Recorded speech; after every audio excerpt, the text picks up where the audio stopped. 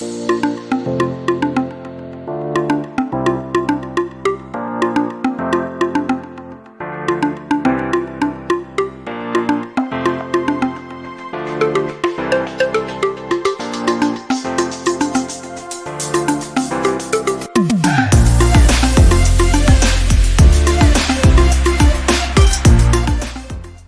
dia, pessoal! Aqui é Carol Kechinski, estamos aqui para mais um Sabor e Negócios, onde a gastronomia encontra sucesso. E a convidada de hoje é muito especial, é a Bia, do Manarilha. Tudo bem, Bia? Prazer, Carol. Muitíssimo obrigada pelo convite. É uma grande honra estar aqui.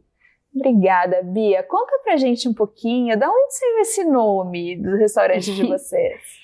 O Manarillo, ele foi um nome, a gente pegou, tinha uma cidade italiana que se chamava, muito parecido, Manarola. A gente fez algumas jogadinhas de palavra e a gente queria ter um nome único. Então a gente fez uma longa pesquisa para ver se não existisse isso em outro lugar aqui, se existia algum comércio, algum restaurante que tivesse. Quando a gente viu que não tinha, falamos, não, essa é a escolha do nome, esse. Bárbaro isso. O pessoal que está em casa nos assistindo, às vezes assim, eu vou começar um novo negócio, preciso determinar um nome de marca, né? Então tem alguns caminhos que a gente faz para a determinação do nome, Sim. né, Bia? Uma das coisas é a unicidade, não pode ter outra coisa com esse nome. Então vai Google, vai Insta, Exato. vai Face, pesquisa, né? A gente procura também domínio, registro de marca e patente. Então, quais são os lugares que a gente olha para ver, né, se o nome é único mesmo? Primeiro começa a dar um Google no nome, Exato. né? O mais simples, né? O que todo mundo tem acesso. Depois dá uma olhada nas redes sociais, Facebook, Instagram, TikTok, agora tem um novo, como é que é o nome desse novo? Nossa, também não sei, mas... Então, assim, cada dia tem um novo, né? Então, assim, tem que dar uma olhada nas redes sociais se você consegue usar esse nome, se já não tem outra pessoa usando. Exato. E daí o Manarilha passou em todos os testes. Passou em todos os testes, já registro registramos de a site, marca, domínio, INPI, então. todos, exatamente. Mas vem cá, começou já restaurante, como é que foi a história lá do começo? Não, o restaurante, ele nasceu com R$500. A gente tinha acabado de casar, eu e meu esposo, que é um dos sócios, nasceu no apartamento da nossa casa. Estávamos em época de pandemia e recém-casados, com algumas dívidas, precisando pagar o casamento, precisando pagar a casa, o frio na barriga de estar numa pandemia. Então, ambos tinham empregos fixos fora, mas a gente não sabia até quanto tempo isso ia durar. Era realmente um medo, uma preocupação nossa, né? Então, eu estava de férias no meu antigo serviço e aí foi um momento Você trabalhava com o quê? Trabalhava na Bradesco Seguros, eu sou engenheira, trabalhava com melhoria de processo. Eita, tudo a ver, vocês viram? Olha, mas engenheiro é ótimo para fazer negócio. E aí, como eu estava de férias, a ideia foi tirar o plano do papel. Era sempre algo que eu gostava, gastronomia, então sempre estudei por conta, mas empreender era o maior objetivo. Então, sim, no ramo gastronômico, mas empreender era o meu sonho. Então, começamos vendendo comida italiana, massa, todas as massas são fabricações nossas, são feitas diariamente, e a gente começou com a ideia de trazer o conforto de um restaurante para casa. Então, o objetivo principal foi colocar numa embalagem bonita, realmente ter uma personalização ali no sentido de uma palavra, uma frase, criar proximidade com o cliente, porque isso a gente sentiu muita falta. Quando na pandemia a gente deixou de ir para os restaurantes, a gente deixou de criar essa proximidade. Então, a gente tentou na marca levar tudo isso. E aí, começamos... Nasceu na pandemia, isso Exato. É muito legal, né? E veja, esse recadinho era o jeito de acolher o cliente em casa, né? Diz uns recadinhos que vocês usavam, acho isso muito fofo. Assim, uma das coisas que fazia muita referência nossa é que a gente lembrava dos clientes, dos pedidos, porque no começo eram muito poucos, né? Então, a gente criava essa particularidade. Então, era um pedido que o cliente já fez a segunda, a terceira vez. A gente mostrava, olha, obrigado pelo terceiro pedido, isso fez a mudança, de fato, no nosso empreendimento, estamos começando agora, ou continue, nunca desista, frases assim, motivacionais. Para alguns, né, claro, fazia muita diferença. Às vezes as pessoas mandavam mensagem depois de, olha, eu estava num dia ruim e aquela mensagem fez toda a diferença na minha vida. A gente não tem noção do impacto que a gente tem na vida das pessoas, né? Mas quantos clientes já passaram por nós? Às vezes a gente dá uma florzinha num dia e o cliente estava triste naquele dia. Teve uma outra que a gente pegou, viu que ela estava tristinha, assim, a gente pegou, fez um chá, entregou pra ela, e ela desabou a chorar. Eu disse, mas eu só trouxe um chazinho, é água, e não me custou quase nada esse carinho que eu te dei, né? Ela, não, acabei de descobrir que eu tenho câncer. Então, assim, a gente tem um momento na vida das pessoas que é importante, às vezes a gente não dá conta, né? Mas é um recadinho que bota Exato. no delivery. Imagina a diferença que não faz. Porque é como você disse, a gente não sabe a dor que cada um está sentindo por trás, né? E a comida já é uma forma de acolher. Então a gente usou isso a nosso favor, criamos proximidade com os clientes e aí isso fez toda a diferença. Então começamos no apartamento, só eu e meu esposo, Conta eu cozinhava mim, e ele assim, entregava. O primeiro mês de negócio de vocês, quanto mais ou menos que foi o faturamento? Só para o pessoal que está em casa se identificar e entender um pouco que não precisa começar gigante, Sim, né? Exatamente. Começamos com R$500 e aí no primeiro mês de faturamento a gente vendeu R$1.500 e aí reinvestimos esse valor. Como ambos tinham empregos fora dali, então não necessariamente era a nossa renda principal, mas nosso objetivo sempre foi largar nossos empregos. Então, aquele 1.500 a gente reinvestiu, mas começamos com 1.500 ainda não dava pra largar o banco, não dava, né? exatamente. E no terceiro mês a gente bateu o faturamento de R$8.000 somente com venda no iFood, dentro de casa. Eu cozinhava, meu esposo entregava.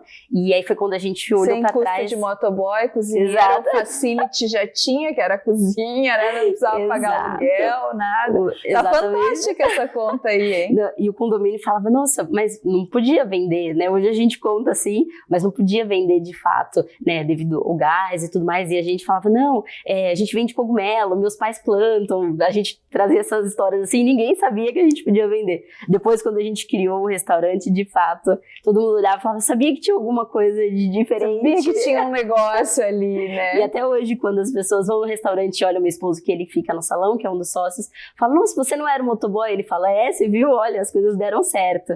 Então, isso mostra que, sim, é muito desafiador, mas existe uma perspectiva, a perseverança faz todo sentido. Então, quando a gente alcança o objetivo...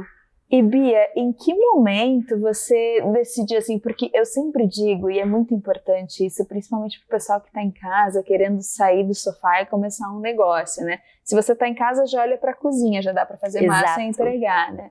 Mas assim, eu digo que todo mundo pode ter um negócio, todo negócio é bom, é só a gente partir da ideia para ação.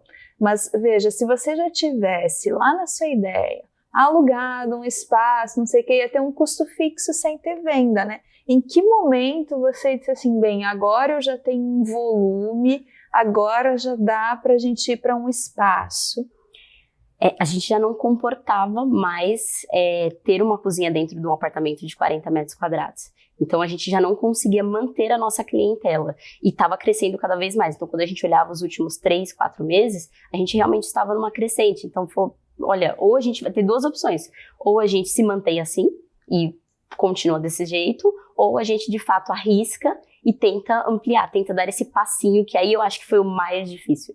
Enquanto eu ainda estava com meu emprego fixo e tudo mais, sempre a vontade de viver só disso era muito grande, mas ainda a gente tinha segurança. Então, a partir do momento que a gente decidiu não fazer mais isso, viver disso, foi acho que a mais Como é que você conciliou? Porque eu tô vendo aqui uns 3 meses até o negócio criar corpo, né? Muito trabalho. Eu acho que fazia um turno, chegava em casa e fazia outro turno. Exato. O começo, como eu estava de férias, pronto, né? O começo, como eu estava de férias, foi tranquilo. Mas depois, sim, eu entrava às 8, eu acordava às 4 horas da manhã, fazia um pouco de produção. Às 6 eu saía do serviço, continuava trabalhando o tempo todo. Então, Carol, era muito trabalho. Era 18, 17 horas por dia. Essa é a realidade. Bia, daí o pessoal disse que foi sorte, né? Sim. Mas, na verdade, é muito suor, muita batalha, né? Muita madrugada trabalhando, 16, 18 horas por dia. Isso é de verdade um espetáculo, né? Olha, sem comentários. Dá para nós uma dica, assim, de onde você tirou força? Porque não é fácil 18 horas por dia, né? Dá uma dica para esse nosso telespectador aí, de onde que tira essa força para não desistir? Acredito que pensar no resultado final. Você está vivendo agora, você tem as dificuldades do agora, mas pensar no futuro. O que eu almejo? Onde eu quero chegar? E aquilo te dá esperança, te dá muita força, muita garra, muito foco para persistir. Vocês empreendem, Bia, numa coisa que eu chamo de empreendimento familiar, né? É um casal que começou uma vida, uma jornada, e trabalhar junto com o marido não é uma coisa fácil, não. Né? Fala um pouquinho para nós disso. Realmente, de fato, no começo, inclusive, a gente teve alguns probleminhas nesse sentido de adaptação. Acredito que o segredo é separar as atividades. né? Então hoje eu cuido da cozinha, da operação, e ele cuida do salão e é comercial. A partir do momento que a gente separou, de fato, a gente soube lidar muito melhor. E acho que saber separar a vida pessoal da profissional. Então quando a gente entra no carro, a gente fala, olha, acabou o nosso dia de plantão, acabou o nosso dia de trabalho, agora é marido e mulher. Então isso fez com que a gente estivesse bem, que pelo contrário, que nos deixasse mais forte, inclusive como casal. Isso não é o primeiro casal que chega no programa com a gente. Eu sempre faço essa pergunta, né? Qual é a fórmula mágica para trabalhar junto em casal? E todo mundo me diz a mesma coisa, tá? Que vocês são sócios e não tem um chefe, né? Então não é ela que é chefe, não é ele que é chefe. Ela cuida dessa parte, ele cuida da outra parte. E cada um tem o seu território ali dentro. Existe uma construção. Isso, daí funciona, né? Aí funciona. Então, veja bem. Então, existe um jeito. Eu acho muito lindo casais que prosperam e crescem juntos, tá?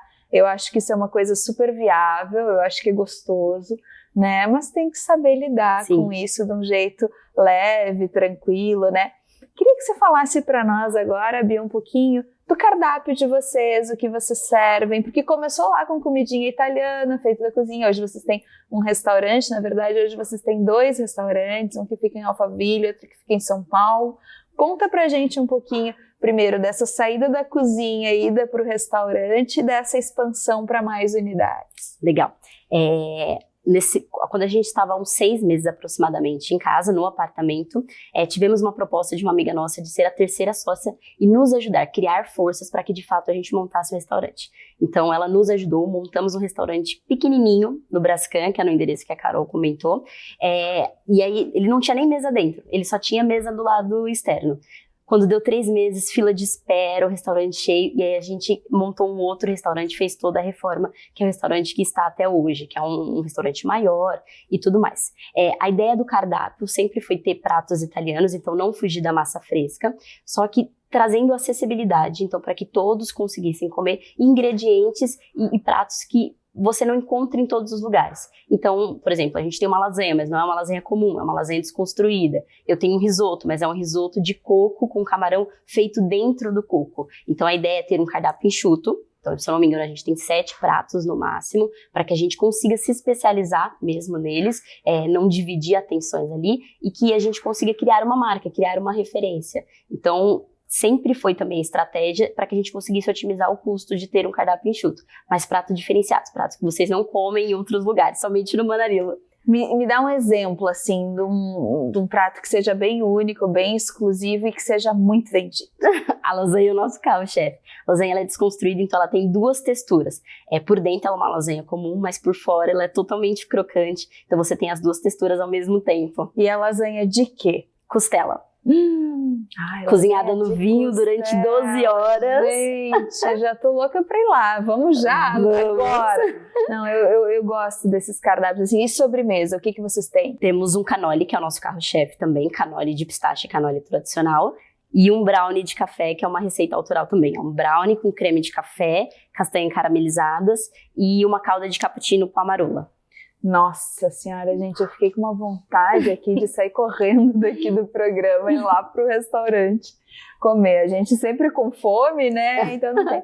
Me fala um pouquinho, Bia, como é que é essa relação com a mão de obra especializada? Como é que é essa cozinha? Como é que é essa estrutura? Eu sempre tenho essas curiosidades, assim, de negócio, né? Legal.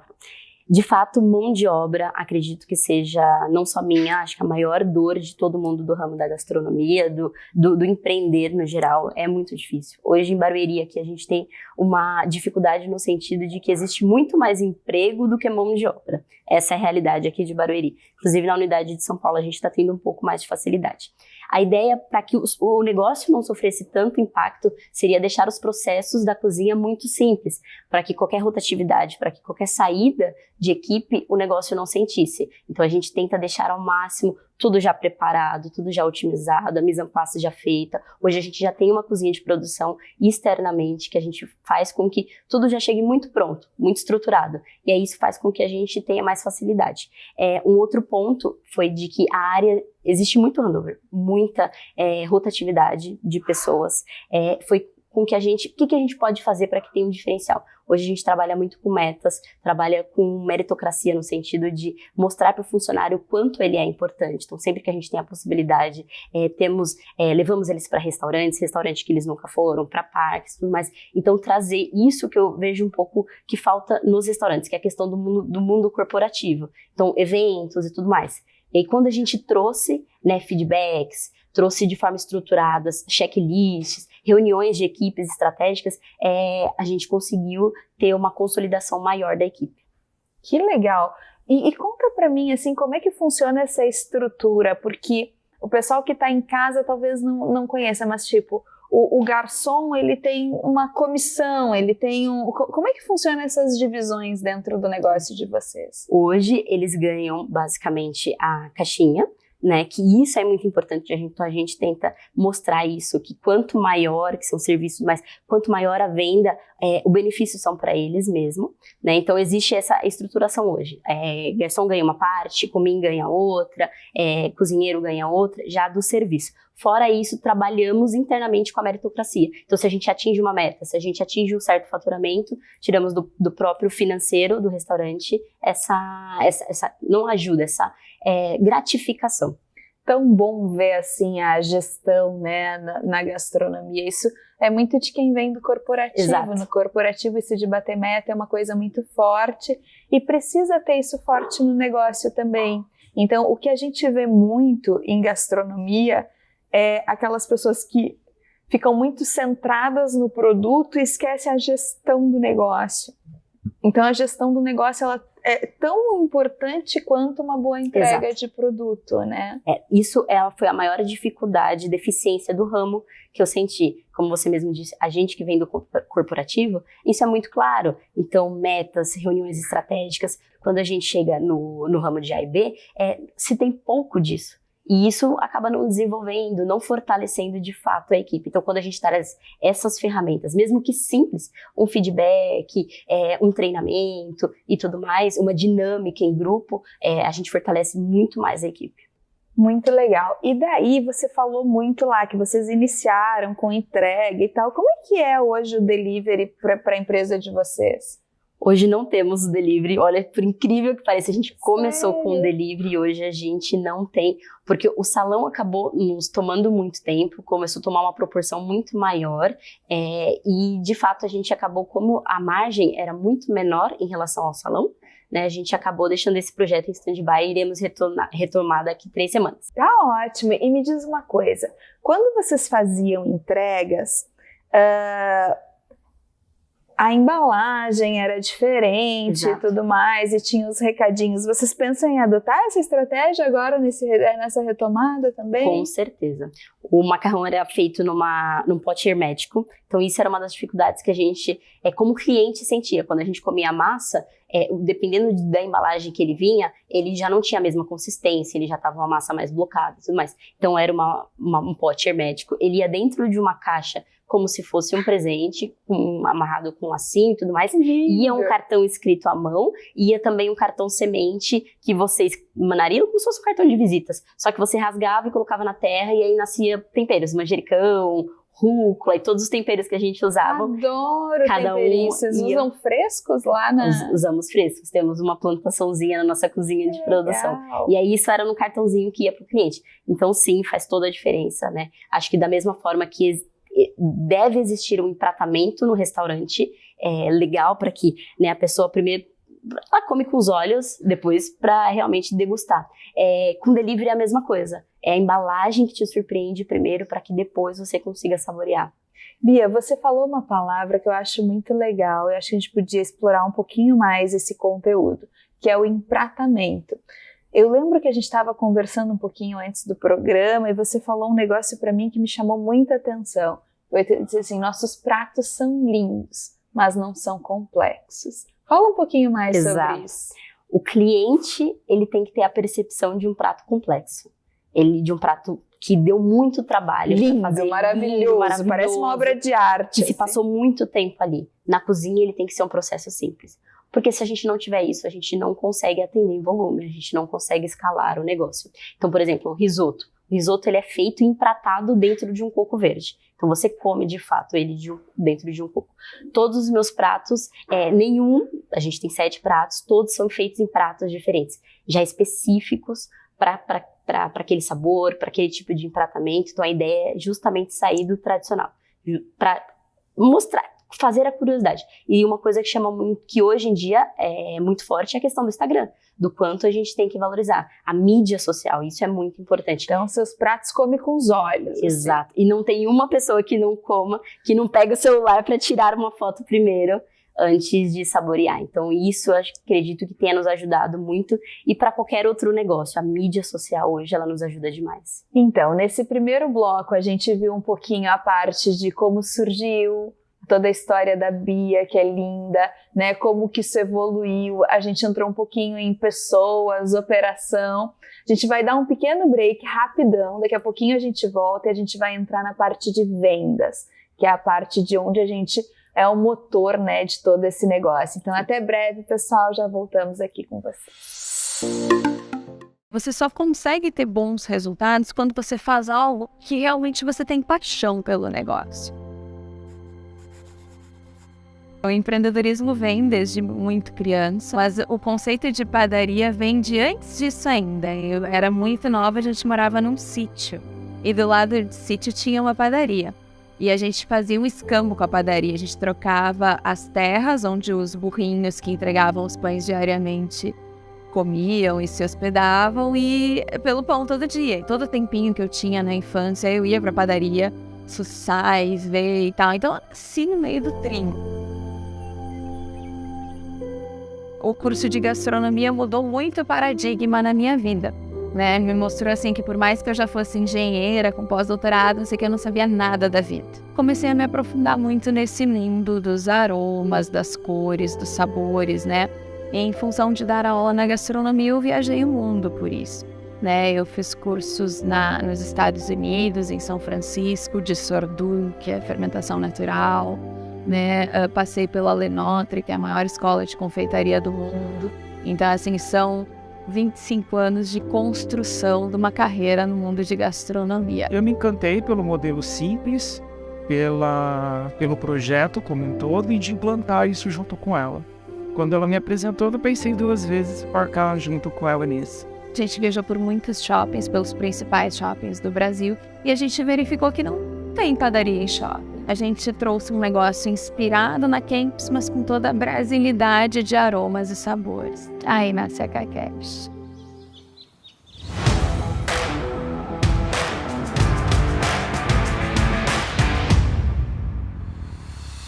A Caquesh é transformar a vida de pessoas que são comuns e que não seriam empreendedores, não têm o know-how, não têm o conhecimento, mas gostam da área. Pensa, para você ter uma padaria hoje, normal, tradicional, vai mais de R$1 milhão. A gente está falando em você conseguir ter uma padaria, uma loja por 250 mil. Então, é uma redução de custo muito grande para você ter um modelo de negócio de tanto sucesso e encantamento. 98% dos brasileiros hoje comem pão diariamente. 72% comem pão no café da manhã. Além da qualidade de vida, produtos de alta qualidade, com sabor, não só o sabor, porque você consegue fazer coisa muito boa, mas que faz mal para a saúde. Então a gente tem um desenvolvimento de produto muito forte que une as duas coisas. Sabor com qualidade nutritiva e funcional. O franqueado é oferecer para ele um conceito pronto, algo que ele consiga operar com bastante facilidade. Então é um conceito de franquia simples e que ele tenha uma rentabilidade boa, que ele consiga ganhar dinheiro com o negócio. O franqueado recebe tudo pronto. Ele não vai ter que ter um padeiro, ele não vai ter que ter um confeiteiro, ele não vai ter que ter um barista. Todo o nosso negócio é pensado para entregar esses produtos de excelente qualidade, de um artesã parisiense, né, de um padeiro italiano. Isso tudo a gente entrega pronto. O que ele vai ter que fazer é o momento, é dar ao cliente esse momento, esse prazer, que para mim é fechar com chave de ouro. Essa mão de obra de alta especialidade, ela está na franqueadora. Nosso grande sonho é conseguir ter esse volume e estar em todos os municípios. Você está em qualquer lugar do Brasil, entrar no nosso app, que já existe, e fazer um pedido que vai chegar na sua casa em menos de 20 minutos. Daí, com isso, com esses elementos, alta tecnologia, produtos de qualidade, a gente sempre buscando uma inovação a cada dia para trazer para vocês tudo isso de ponta e vocês arrasando lá para fazer o negócio. Não tem como dar errado. A Caquete, para mim, é um sonho, é uma vida, é uma construção de tudo que foi feito, mas é levar para o cliente, para o consumidor final, o que eu tive na minha infância, que é a magia de ter aquele pão fresquinho, né? Aquele convívio familiar todo dia de manhã.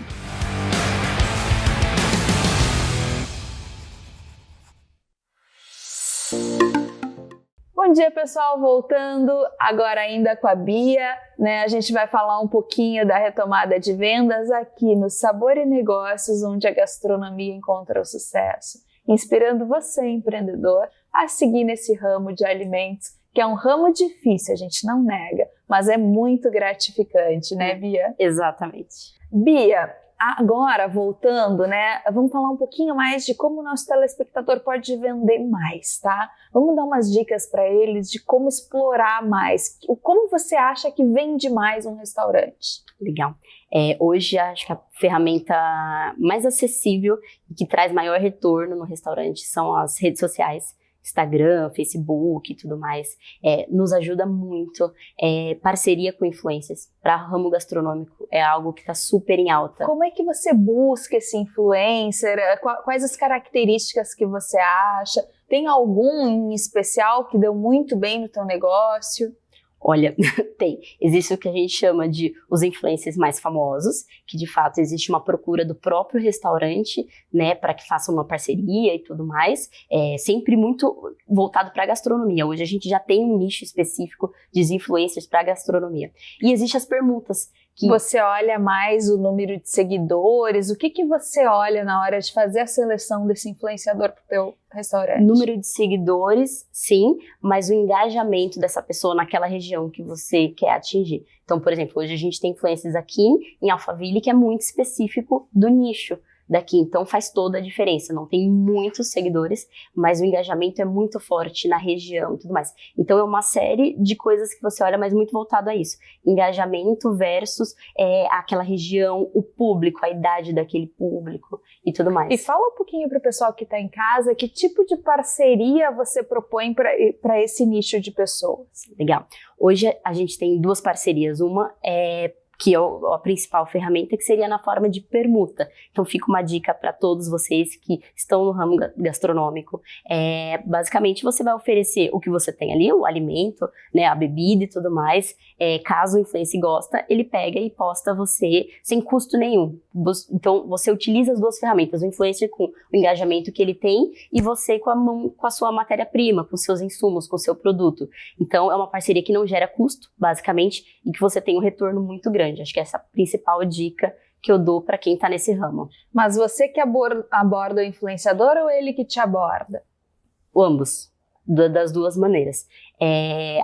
Muitos deles chegam, mas muitos a gente que procura. Então hoje, né, acaba que você consegue procurar um pouquinho no Instagram quais são os influencers de comida daquela região e não tem problema nenhum mandar uma mensagem no Instagram e ir atrás, né, correr atrás dos objetivos. Muito bom. E você disse também que foto, né? Foto. Tem alguma dica especial para foto? Assim, tem que ser o fotógrafo bom ou dá para usar o celular mesmo? Explora um pouquinho isso pra gente. Atualmente, hoje a gente tem um fotógrafo que faz nossas fotos, mas por muito, muito tempo, no negócio no começo, sem rentabilidade, nós mesmos que fazemos a foto. Então, assim, claro, um prato, uma mesa branca, são dicas que a gente encontra no YouTube para que a gente consiga fazer uma foto legal. A dica principal tem que ter foto, tem que ter foto, tem que ter vídeo, faz toda a diferença. E hoje existem muitas ferramentas, gratuitas inclusive, para que a gente consiga fazer. O que você acha que pega mais em gastronomia? Uma foto bacana, um Reels, um vídeo? O que você... Acredito que ainda a foto. O Reels, ele te desperta a curiosidade de ir naquele lugar, mas é momentâneo. A foto, aquela vontade de comer, ela traz ainda muito mais resultado. Então, a suculência, então talvez ter uma foto um pouco mais próxima do prato, né, um pouco mais mostrando brilho e tudo mais, isso desperta a fome, né? E aí existem algumas estratégias, vai divulgar meio-dia, 8 horas, que são justamente os horários que as pessoas estão com fome. Isso tudo ajuda. Foto de cima, de lado, o que você... De cima e fotos mais próximas, para justamente pegar os detalhes do prato. Dá uma dica pro pessoal de casa, tá? Como que ele faz para ter um salão cheio todo dia? Essa é difícil. Mas eles estão sempre cheios, gente. Estão sempre cheios. Não vejo que lá vazio, não. Uma das nossas estratégias foi, de fato, o marketing. Isso, né, como eu disse, nos ajuda demais. Uma das outras bases que faz parte hoje do restaurante é ter pratos acessíveis. A gente conseguir ter uma comida que a gente atinja os diversos públicos. Então, você serve umas coisas chiquérrimas lá, polvo, lula. O que é prato acessível para você? Só pra gente entender. Hoje, por exemplo, a nossa lasanha custa R$54. Então, é um prato acessível. A gente consegue atingir os dois públicos. Tanto as pessoas que se programaram, guardaram o dinheiro e tudo mais para ir, quanto as pessoas que, né, conseguem ter mais facilidade para comer fora e tudo mais. Então, sempre nessa linha de pratos a R$50, R$60, a gente atinge os dois públicos. Então, e o que é um prato mais caro nessa linha? Nosso prato mais caro hoje custa R$72, que é um prato com polvo. Não, e aí por isso que eu falei, eu vi as fotos lá no Insta, aquele polvo lá, que eu sei, não é barato não. Mas uma das maneiras de baratear, de fato, para que a gente consiga chegar naquele preço, é ir até o CEAGESP, comprar o polvo direto lá, então a gente coloca a mão na massa. Então essa é a realidade, Carol, assim, a gente tem comprar bem, né? Exato. E insumos de qualidade, né? Muitas vezes indo na feira, muitas vezes indo no Ceasa, fazer com que a gente diminua o custo pela metade e tudo mais, e fazer com que o cliente, afinal, consiga sentir essa diferença, consiga ter essa possibilidade, por exemplo, de comer um polvo que ele tem aqui e não tem nos outros restaurantes. Então é toda uma cadeia, mas que a gente olha lá desde lá de trás. Entendo. E diz uma coisa, desenvolvimento de produto, chefe, como é que funciona? Quando você montou o cardápio, tá? Nesse cardápio, teve alguma estratégia? Me conta mais sobre isso. Sim. A estratégia do cardápio é, de fato, ser um cardápio enxuto, para que a gente não tenha muitos insumos, porque isso dificulta muito o controle, o dia a dia, né, a administração, e usar ingredientes que eu uso em uma coisa em outra, sem que o cliente tenha essa percepção. Por exemplo, eu tenho um dos meus pratos que são nhoque, que ele é com molho 2 queijos. E eu tenho essa mesma base de molho para um molho de gorgonzola.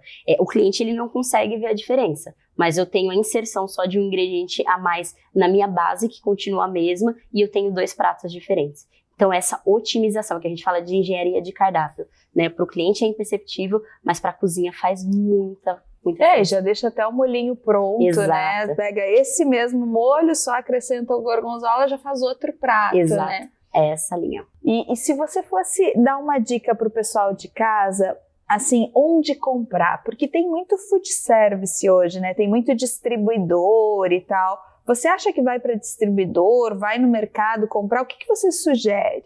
Há produtos e produtos. Food service, marcas grandes, de fato, ainda nos auxiliam muito.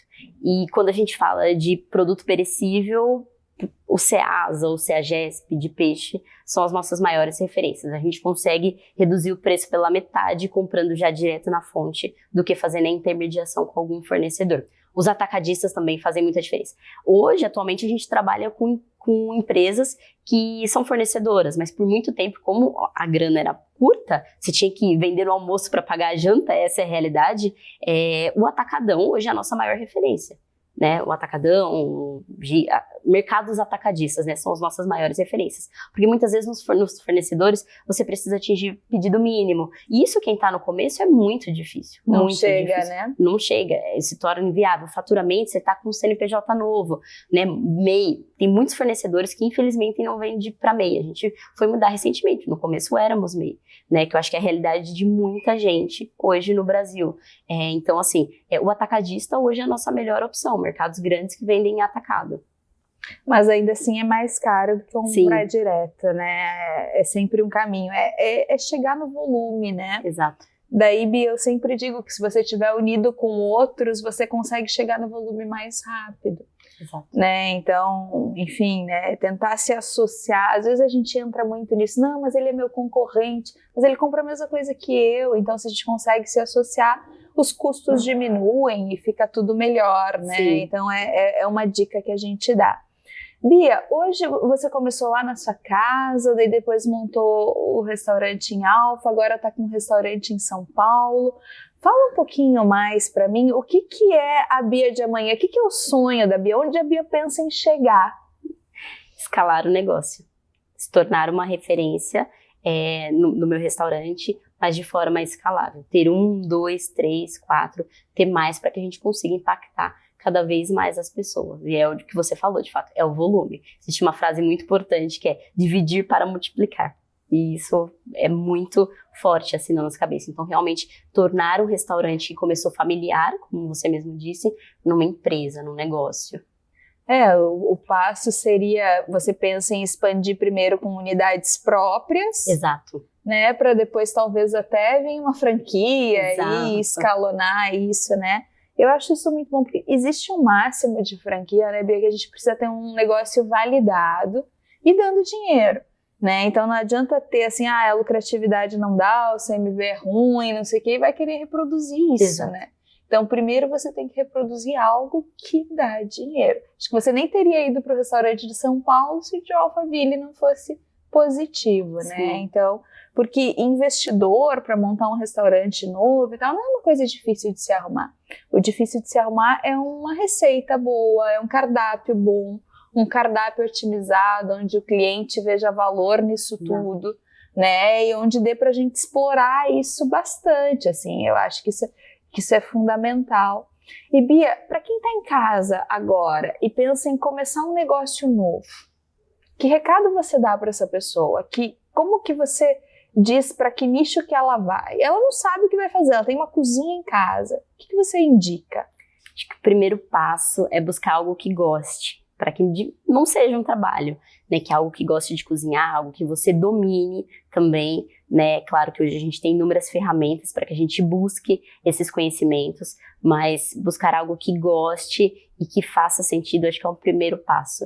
E foco. Manter o foco sempre, pensar no resultado a longo prazo. Quando a gente está empreendendo, é muito difícil a gente olhar naquele começo que é tudo muito complicado, que realmente está sendo, como eu disse para Carol, vender o almoço para pagar a janta, mas você pensar a longo prazo, manter o foco, manter resiliência, persistência, determinação, principalmente, acredito que seja a chave do negócio. Eu sempre digo, né? Pensa grande, mas executa ali de acordo com o tamanho do bolso. Não fica executando grande também, senão quebra, né?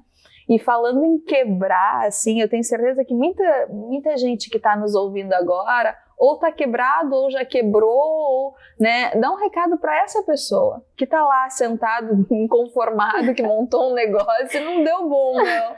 Como é que faz, né, para não desistir desse negócio? Isso acontece, acho que empreender é isso, é essa tsunami de emoções. Um dia você tá bem, um dia você tá mal, né? Mas recomeçar. Esse é o segredo. Recomeçar, olhar para trás, ver onde errou, né? O que eu tirei dali de lição aprendida e recomeçar. E aí isso faz toda a diferença. A gente não sabe quem está ali nos vendo e nos ouvindo, né? Mas o que você imagina que é o erro mais comum? Administração. Muitas vezes a gente cozinha bem, mas tem uma administração, não que ruim, mas a gente não olha os custos, não olha o detalhe. E restaurante tá no desperdício. Tá naquele detalhezinho. O lucro no insumo que tá usa, naquilo. na escolha. Exatamente. O chefe, ele é meio, como é que eu vou dizer? Ele gosta de escolher umas coisas boas, né? E como é que você trabalha isso? Porque eu vi engenheiros fazendo cozinha, né? E daí o chefe às vezes quer usar a baunilha de Madagascar. A fava. E daí essa baunilha é meio carinha, assim, né? Como é que você vê isso? Lá a gente tem uma estrutura muito disso, de que muitas vezes para o cliente final, talvez seja imperceptível aquele ingrediente, talvez de sabor sim, mas a gente sempre pensa no cliente final. Ele pagaria tanto a mais para ter de fato essa mudança que, por uma pessoa que talvez não conheça a gastronomia, não consiga sentir isso? Então, sim, é algo importante, é algo que a gente baliza muito bem com toda a equipe, e aí tá muito voltada para a estratégia de negócio. Toda a minha equipe hoje consegue entender que a gente precisa ter algo lucrativo, com uma margem boa. Não adianta, assim, eu falo o tempo todo, existem coisas que a gente cozinha para nossa família, existem coisas que a gente cozinha em larga escala. Então, a gente sempre tem que pensar na rentabilidade no final. Mas acho que é uma estratégia, fechar o olho que eu faço com a minha equipe, experimentar como cliente, falar, olha, você consegue enxergar quais sabores aqui? Muitas vezes a gente coloca um insumo a mais que na percepção de um cliente de fora não consegue sentir a diferença. Então, acho que é esse o segredo. Sempre se colocar no lugar de um cliente final que não é daquele ramo. Não, e ter o custo na ponta, né? Do lápis. Ter a ficha técnica bem... E o custo mesmo, Exato. assim, e ir a fundo em cada insumo, ver se ele realmente vale tudo aquilo. Exato. E se não tem alguma outra coisa, que né? substitua. Que substitua com igual ou melhor qualidade até, Exatamente. né? Então, eu vejo muito isso como um ponto que os restaurantes pecam, né? Eles não têm essa padronização e esse olhar crítico mesmo, né? Da conta, do valor, e ficam só na genialidade do chefe. Veja, a gente não está dizendo que o chefe não é genial e que não tem seu valor nisso, né? Mas tem que ser pensar com a genialidade do chefe, mas com o bolso, né, do empreendedor. Consumidor. E do empreendedor mesmo, porque o consumidor, lógico, ele quer o melhor pelo menor preço, né? Então ele vai ver isso, por isso que a gente tem que entender muito se o que a gente está entregando, o cliente Sim. paga por aquilo, né? Então, dá pra gente um exemplo de alguma coisa que você trocou ou substituiu no restaurante que deu um impacto de custo grande e forte? Por exemplo, nozes é uma coisa que agrega valor. Então, a gente teve uma mudança, um custo e agregou valor. Isso pra gente faz sentido. Muitas coisas, às vezes, a gente tem uma inserção de um valor muito alto e não tem sentido pro final. Por exemplo, a gente recentemente fez um molho de grana padano. Pro cliente final, não conseguiu sentir aquele produto tão valorizado quanto o preço custava. Grana, né? Exato. Então, dei 2 exemplos. A nozes pra gente fez sentido, comportava o preço. Para o cliente final fez sentido, o grana padano já não fez. E aí a gente deu um passinho para trás, que é normal, que todo mundo deveria fazer a gente erra, a gente recomeça, a gente fala, não, isso aqui foi uma ideia que fez sentido, isso aqui não fez. E infelizmente muitas vezes a gente sabe na prática, então a gente volta e recomeça. Muito bom, muito bom. E Bia, a gente trabalha com alimentos, né? Trabalha com gastronomia e não é fácil. Para quem está querendo entrar nesse ramo de gastronomia, o que você acha que são os maiores entraves? O que é mais difícil no nosso setor e no nosso ramo? Acredito que a contratação, pessoas. Falando de investimento, acredito que os equipamentos industriais sejam muito caros. Então, acho que para a pessoa que esteja querendo entrar e que talvez não tenha, né, uma renda ali no momento, o que eu posso fazer que eu consiga utilizar meu fogão de casa? E ir aos pouquinhos. Então, acredito que contratação no dia a dia, para abertura, a questão dos equipamentos. Mas existe hoje outras formas, né, de pensar talvez o que eu posso fazer numa cozinha de casa que eu não preciso de uma cozinha industrial. E ir se adaptando aos poucos. O bacana quando você começa pequeno e vai crescendo é que seu CNPJ vai ficando velho também, né, vai conseguindo ganhar mais crédito, né? Então vai crescendo de acordo com o tamanho mesmo e tá tudo certo. Quando você entrevista alguém para a cozinha e para o salão, o que você nota de característica diferente de um para outro? O que você busca na pessoa da cozinha e o que você busca na pessoa do salão de diferente? Na cozinha, buscamos sempre o funcionário mais ágil. Aquela pessoa que tem mais facilidade no momento da pressão e tudo mais, de conseguir fazer mais de uma coisa ao mesmo tempo. Então, a agilidade é o ponto forte quando eu falo de cozinha. De salão, educação, o atendimento atencioso, o quanto a pessoa consegue olhar no olho de fato, isso faz toda a diferença. Bom dia, boa tarde, boa noite. Ter o cliente como um amigo, então criar proximidade com o cliente. Então, se a gente tem uma pessoa do salão que consegue criar proximidade, captar conexão, né? Conexão, exatamente. Então, olha, a pessoa veio 2 vezes já com o filho. na terceira vez, cadê seu filho? Aquilo ali faz toda a diferença. Ela fala, olha, estou me sentindo importante, eles gravaram, eles sabem da minha história, da minha trajetória, sabem que eu venho aqui sempre com o filho. E aí você cria uma conexão, então você tem a conexão tanto pela comida, mas pelo atendimento. E Bia, restaurante italiano tem bastante por aí, né? O que o Narilho tem de diferente dos demais? Assim, qual é o grande diferencial de vocês em relação aos demais? Os pratos. Então, de fato, como eu havia dito, a ideia de ter pratos que você não come nos outros italianos fez o nosso perfil, o nosso business ali. Então, nos outros, às vezes as pessoas chegam, eu quero comer um carbonara. Fala, olha, então tem todos os outros para comer o carbonara, que infelizmente a gente não tem. Então, talvez isso seja uma dica, né? O que no seu ramo, no que você gosta, o que você pode fazer de diferente para estar um pouquinho à frente daquelas outras pessoas. Você está num lugar concorrido, né? Como é o ramo gastronômico, às vezes você pega, por exemplo, uma hamburgueria. Existem milhares de hamburguerias. O que eu preciso de diferente? Né? Olhar, é preço, então talvez meu preço seja algo diferenciado. É uma comida diferenciada. O que? É sempre pensar o que eu tenho de diferença para conseguir estar à frente daquelas pessoas. No nosso caso, são os pratos. Agora, puxando mais o lado comportamental do empreendedor mesmo, tá, Bia? Imagina que você tem uma pessoa ali que está sentada e quer empreender no ramo de gastronomia, mas não sabe como. Não tem ideia ou tem medo, tá? O que você diz para essa pessoa que está ali em casa nos assistindo agora, para a gente encerrar e dar um recadinho para ele de empreendedor para empreendedor, assim, de coração empreendedor para coração empreendedor que está dormindo em casa, que precisa aflorar. O que você diria? Não tenha medo, acho que esse é o principal recado, mas sempre muito atrelado a visão, determinação, resiliência e comprometimento. Acredite na sua ideia, né? As pessoas precisam acreditar mais do que ninguém, mas você em primeiro lugar precisa acreditar nisso. Então vai dar certo, vai ser difícil, mas persista. Tenha constância, persista e imagine o resultado final. Esse é o recadinho.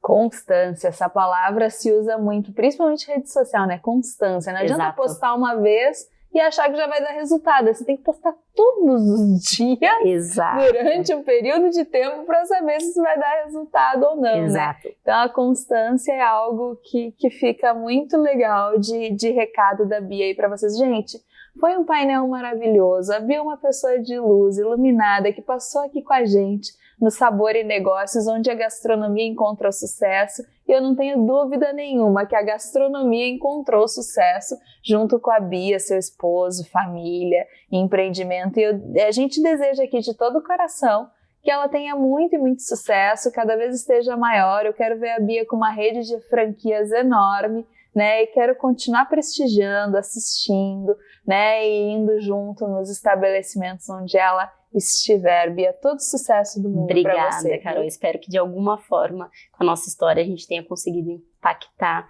as pessoas aí de casa. Obrigada. Eu não tenho dúvida disso. Pessoal, gratidão por mais um programa, e daqui a pouquinho, no próximo take, a gente vai estar produzindo algo especial para você se inspirar ainda mais.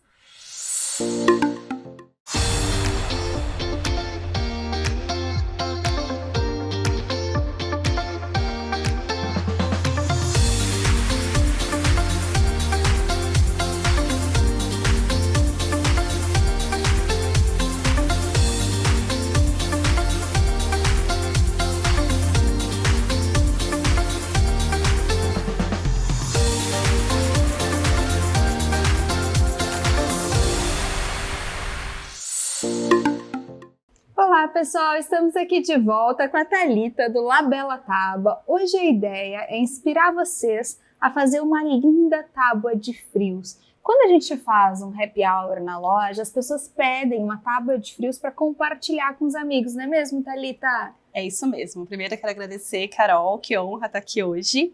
E é isso mesmo, quando surgiu a ideia da La Bella Tábua foi justamente disso. Eu gosto muito de receber, eu gosto muito de promover encontros. E é legal que quando eu recebo na minha casa ou em algum evento, eu sempre gosto de ter o espaço definido para as tábuas de frios. Então, as pessoas já esperam esse momento, né, nas minhas coisinhas na minha casa. E daí, Thalita, me diz, você faz muito essa tábua para comercializar? Faço, Carol, faço, sai bastante. tanto para eventos, eu também monto mesas em eventos, quanto para aquele momento romântico. Que delícia! Eu acho muito gratificante o meu trabalho, porque eu participo de momentos especiais na vida das pessoas. Então, é aquela comemoração de um aniversário, é aquela comemoração de uma promoção. Que delícia! Sempre quando pedem é por uma coisa boa, né? Ninguém pede, eu quero uma tábua de frios aí porque eu quero comemorar que tô mal hoje, né? Não, isso é muito legal. Eu acho que é momentos de felicidade, né? O que a gente tem aqui hoje, Thalita, para compor essa tábua? Essa aqui é uma tábua, vai ser a Felicitar, tá bom? Tá no meu cardápio. Essa tábua são 2 tipos de charcutaria, 2 tipos de queijo, a geleia, que aí fica por conta do cliente, e a pasta também, o antepasto. E aí, no cardápio, o cliente escolhe qual a tábua que ele quer para aquele momento dele, e escolhe quais são os itens. Eu passo uma lista com os queijos e com as charcutarias, e aí o cliente decide quais itens vai compor a tábua dele. Thalita, conta pra nós agora como é que você vai montar essa tábua. Eu vou sair ali rapidinho pra pegar umas coisinhas e já volto, mas vai contando pra gente. Tá bom. Gente, essa tábua aqui é a Felicitar. Ela é ideal para aquela noite romântica que não vai precisar de nenhum prato principal. Então, essa tábua vão ter 2 tipos de queijo, 2 charcutarias, as frutas secas, inclusive aqui eu já até coloquei um moranguinho com a tâmara, que também é uma fruta seca, as bolachinhas e as frutas. Eu sempre gosto de colocar uma bolachinha, um chocolatezinho junto, porque chega aquela hora que você tá com a boca salgada, quer colocar um docinho, é gostoso. Harmoniza bem com vinho, com a cervejinha, com o que for melhor. Uma coisa muito bacana é que nas minhas tábuas eu faço a flor do salame. Então já aconteceram casos em que o cliente não come salame, mas ele pediu a tábua com um salame porque ele queria a flor na tábua. E aí hoje eu vou ensinar vocês como que eu faço essa flor de salame. Qualquer um pode fazer em casa, é bem facinho. Então você pode pegar um copo, ou então nesse caso uma taça. E aí nós vamos pegar as fatias do salame. Esse é um salame com uma borda de pimenta, mas aí quem não gostar, quem não quiser, qualquer salame serve, tá bom? Só tem que estar bonitinha a rodela. E aí vamos colocando assim, ó.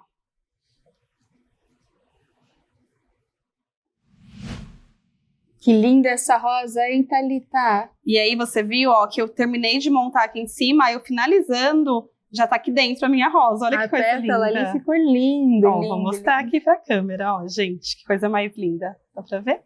E aí quando você tira a taça, ó, espetacular. Gente, olha que lindo. É legal que quando eu faço, assim, as mesas nos eventos, as pessoas têm dó de desfazer a pétala da flor. Isso é um problema, sério. Isso é um problema. Eu falo, gente, mas tá lindo, lindo. Verdade. E aí agora eu vou colocar um queijinho, eu trouxe pra colocar nessa tábua o provolone e o Gouda. Então são queijos mais macios, né? São queijos mais macios, eles são encorpados também, né? Aí eu vou colocar aqui nesse cantinho. Vou colocar o pão. Esse pão aí é de castanha com provolone. Gente, olha a crocância desse pão. Maravilhoso. Ele é um cheiro. pão de fermentação natural, né? Feito pelo nosso parceiro aí, Rogério Shimura. À venda em todas as nossas unidades. Mas é maravilhoso esse pão mesmo. Nossa, o cheiro dele aqui tá incrível.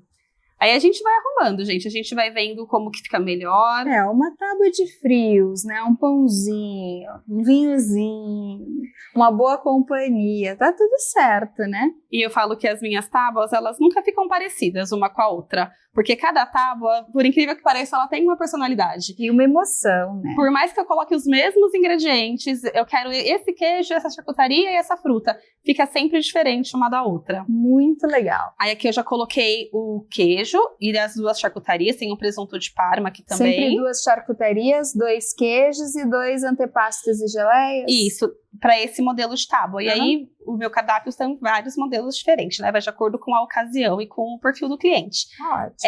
Então, agora eu vou colocar o nosso provolone, vou abrir um espacinho aqui para ele, desse lado. Maravilhoso, maravilhoso. Já tá cortadinho. Tá lindo. Ela cortou em cubinho. Cortei em cubinho, assim.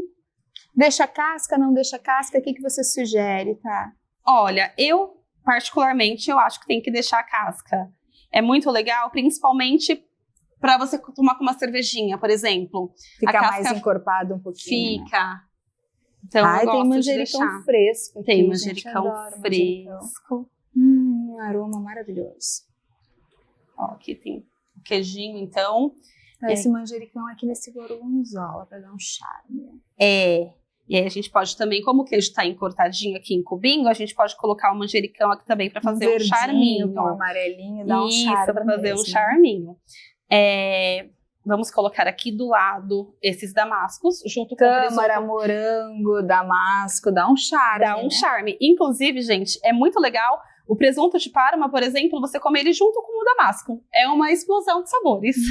Um cítrico, né, com defumado, assim, fica maravilhoso. Ó, bonitinho aqui. Que não é muito, viu? Vai um pouquinho de cada, com... Isso. Né? Não É um sabe. charme, né? Maravilhoso. E aí a gente finaliza com umas bolachinhas aqui de chocolate do lado do morango, para aquela hora que você quiser dar uma limpadinha no paladar. Você viu que não fica nada parecendo da tábua. Ó. Ela vai colocando eu cubro coisa. Tudo. E aí aqui ainda sobrou um espacinho, a gente coloca uma castanha. Ela vai preenchendo os buraquinhos. Então, assim, o básico da tábua é 2 charcutarias, 2 queijinhos, pão para dar, né, o carboidrato básico, frutinhas, Uma azeitona. azeitonas. Ó, vou colocar aqui em cima do Gouda, ficou um desenho bacana, mas eu vou colocar em cima dele uns blueberries, para ficar ainda mais mirtilo, bonito. Adoro mirtilo. Vou colocar uma nozes também. A nozes eu vou colocar tanto em cima do Gouda aqui, quanto em cima do presunto Parma, que também é muito gostoso comer junto. Nossa, Thalita, isso, ficou tá lindo montada. demais. Olha que linda essa tábua, gente. Isso aqui é uma sugestão de consumo, tanto para os nossos franqueados, para vender nas suas lojas, né? Quanto para a dona de casa, que quer uma renda extra. E vender isso serve tanto como cesta de café da manhã, Sim, isso como mesmo. tábua de happy hour. Isso vende muito bem. Thalita, por quanto dá para vender uma tábua dessas? Essa daqui é a Felicitar. Ela tá no meu cardápio por 160. Mas isso com a tábua, que daí bota uma tábua menorzinha, porque aqui tem uma migalheira, só essa migalheira aqui é 160, né? A tábua, ela vai no MDF. Então, eu compro um MDF, eu higienizo ele, eu passo um papel filme em volta dele. Pra pessoa poder usar a tábua que tem em casa, por exemplo. Isso, ela já vai toda montadinha. Então, essa pessoa, ela vai de uma maneira que quando chega na sua casa, você já fica encantada. Entendi. Então, quando você tira da embalagem, você já pode colocar direto na sua mesa. Ou então, se você quiser remontar em algum outro lugar, fica a critério do cliente. Mas eu já mando a tábua pronta para o consumo. Maravilhoso. Fala um pouquinho pra nós, Thalita, o que é isso aqui? Gente, esse daqui, ó... Posso ver, Carol? Pode sim. Esse daqui é um queijo cremoso com uma geleia de frutas vermelhas, que é artesanal, também preparada em casa, bonitinho.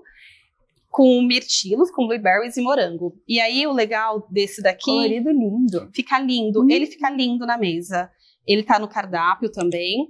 E aí, você pode comer com pão, pode comer com uma torradinha. E a mistura do queijo com a geleia de frutas vermelhas fica uma delícia. O blueberry e o morango, como fica em contato com a geleia, não existe morango azedo, que na hora que você vai comer, ele já vai estar bem docinho. E aqui é uma outra proposta, né? Aqui seria uma proposta mais vegana, né? É um patezinho, um antepasto de berinjela, com queijo brie, com damasco e nozes, uma geleia aqui também, aí você pode escolher a geleia que você quer, que eu coloquei uma de frutas vermelhas, e as frutas, né? Os nuts, as frutas, e tem um provolone aqui também. Então seria uma geleia mais vegana. Ai, Thalita, maravilhoso, maravilhoso. A gente queria te agradecer muito por estar aqui com a gente em mais um Sabor e Negócios, onde a gastronomia encontra o sucesso. E espero ter inspirado vocês lá em casa para fazer essas delícias aí. Ai, obrigada, Carol. Obrigada pelo convite.